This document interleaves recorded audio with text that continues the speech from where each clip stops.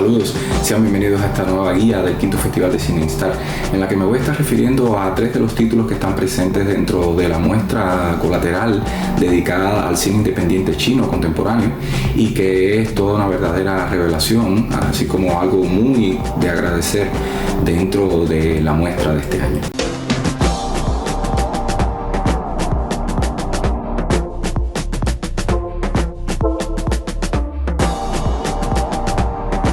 Esta muestra de películas chinas independientes ha sido posible gracias a la colaboración con Sabrina Qiong-Fu,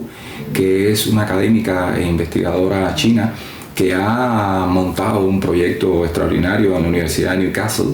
un proyecto que además fue apenas inaugurado en el año 2023 y que ella ha denominado el Archivo del Cine Chino Independiente, para poner a disposición de los investigadores, de los cineastas, de los interesados, todo un repertorio de cientos de películas realizadas de manera independiente en el gigante asiático y que allí no encuentran pantalla. Hay que tener en cuenta que después de la asunción del poder de Xi Jinping, el actual presidente y primer secretario del Partido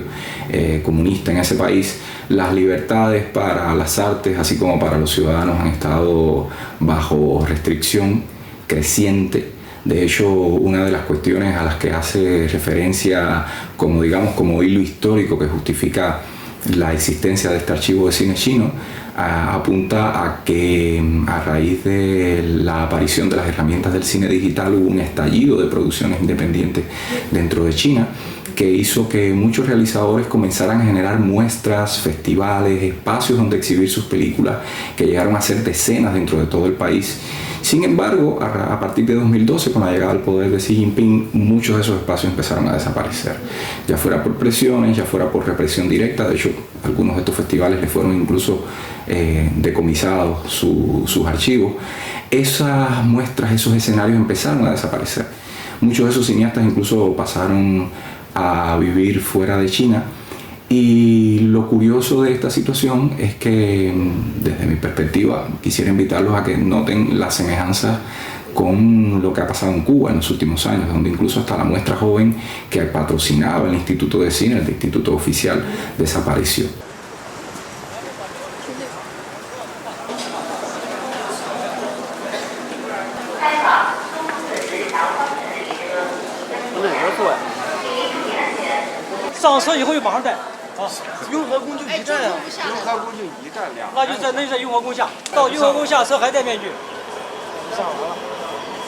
Una de las producciones presentes en esta muestra es El frío invierno, un largometraje documental de Chen Kuo realizado en 2011 y que se dedica a seguir durante largos meses básicamente entre el año 2009 y 2010, la situación en la que estuvieron viviendo un grupo de artistas que trabajan en Beijing, en la capital china,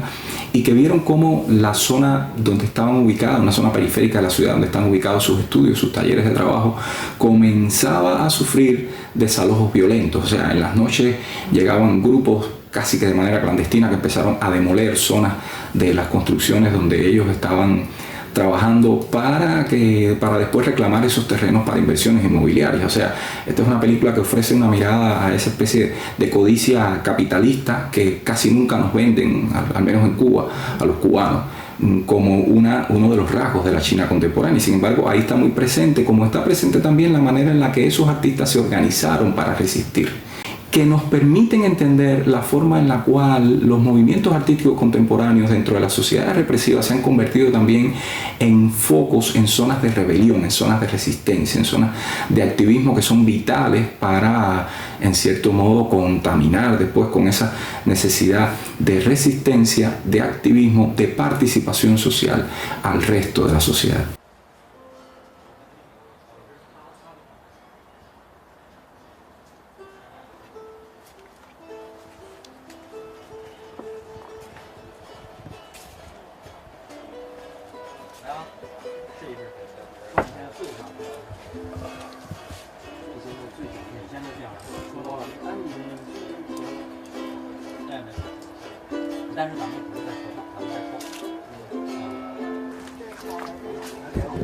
Otra de las piezas aquí presentes es Republic, otro largometraje documental del año 2023 dirigido por Jin Jiang, y que es una película que se hizo en cierto modo de forma clandestina, que sigue a un personaje, Erian, un joven chino contemporáneo común y corriente, que sin embargo tiene un rasgo particular. O sea, él ha decidido fundar dentro del local donde vive, que es casi que un desván, un local ubicado en una zona de una ciudad china, en la que él ha reconstruido un mundo especial que él caracteriza, que él incluso denomina como república, justamente de donde toma su título la película. Ahí en República él quiere fundar sus propias leyes, él quiere estructurar la propia lógica de convivencia, él quiere imaginar incluso eso como ese lugar como una especie de área a salvo de las presiones sociales y de las presiones políticas de la China contemporánea a la que están sometidos los jóvenes, sobre todo en términos de mercado de trabajo, de búsqueda del éxito, del dinero, o sea, esa especie de lógica de la codicia del capitalismo hiperdesarrollado de la China contemporánea. Y ahí, dentro de esa estructura de valores, vemos a Erian construir una especie de comuna hippie que no está exenta, por supuesto, de contradicciones, pero que acaba siendo, por negación de ese espacio de convivencia de lo público fuera de lo privado, acaba siendo por negación un espacio de resistencia más.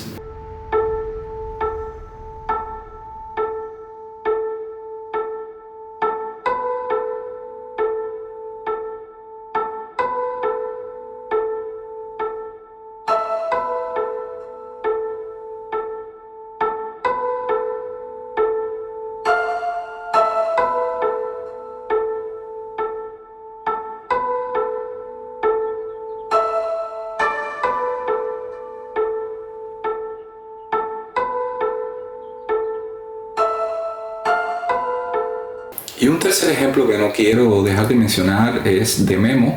un cortometraje realizado por un colectivo, The Badlands Film Group, que se dedicó a documentar la existencia de un grupo de personas durante el periodo de encierro impuesto por las autoridades durante la pandemia del COVID en China. Aquí hay un repertorio de imágenes que son tomadas de distintos registros, muchas de ellas tomadas de las redes sociales, de los grupos de WhatsApp que organizaron vecinos de barrios determinados, de amigos, de familias, a través de los cuales compartían información y que fue prácticamente el único canal de comunicación que les quedó debido al aislamiento que les impusieron, un aislamiento que además fue donde barriadas enteras, edificios de muchos apartamentos fueron sometidos a un cierre violento, con vigilancia policial, con entradas de manera violenta a los apartamentos donde aparentemente estaban personas que podían tener síntomas de la enfermedad y a las que se llevaban también de manera violenta. Y esta película también permite ver cómo se organizó la resistencia a ese tipo de imposición política, de imposición pública,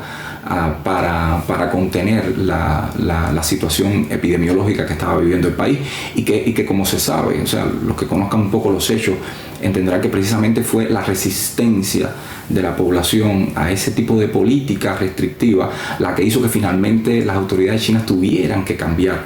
ese modelo de actuación ante la pandemia.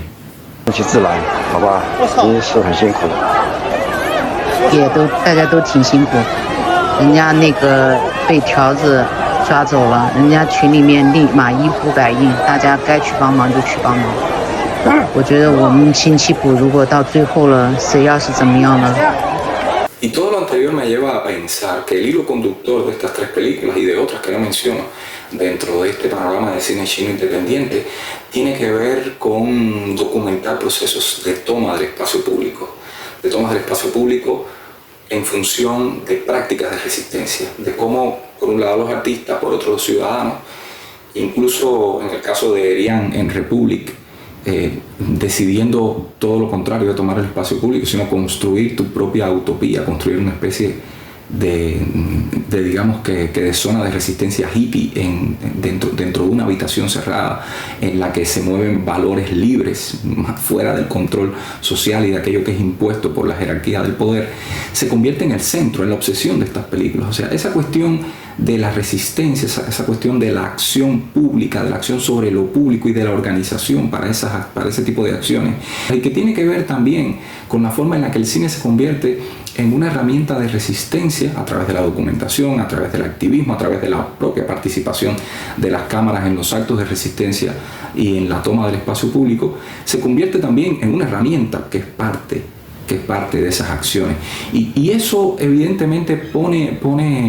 muestra cómo este tipo de prácticas fílmicas actúa dentro de las sociedades cerradas, dentro de las sociedades represivas, para buscar una zona de oxigenación a través precisamente de las prácticas que exceden a veces lo artístico y se transforman en prácticas de lo que hoy se conoce como artivismo, o de activismo que utiliza herramientas del arte. Eso se vuelve fundamental para entender las prácticas propias de este tipo de corrientes cinematográficas, que evidentemente uno entiende por qué el gobierno las persigue, las criminaliza y las invisibiliza.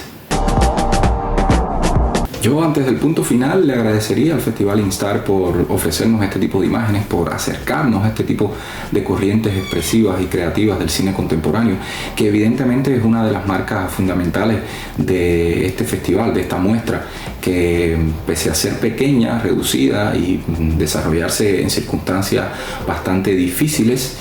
acaba oxigenando la manera en la que entendemos el cine contemporáneo, ofreciendo perspectivas que son perspectivas muy útiles para entender las formas en las cuales se está desarrollando, se están ampliando las prácticas artísticas contemporáneas a través del audiovisual.